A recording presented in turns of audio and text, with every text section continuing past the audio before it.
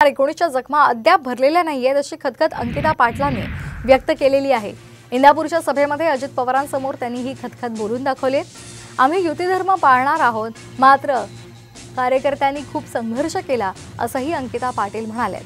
इंदापूरमध्ये काल महायुतीची बैठक आयोजित करण्यात आली होती। यावेळी हर्षवर्धन पाटलांचे कुटुंबीय आणि अजित पवार उपस्थित होते। यावेळी भर कार्यकर्त्यांसमोर त्यांनी आपली खदखद बोलून दाखवली आहे।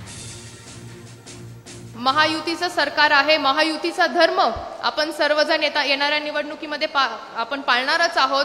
पण दादा, आपण जे सर्व कार्यकर्ते आहेत यांनी खूप संघर्ष केलेला आहे।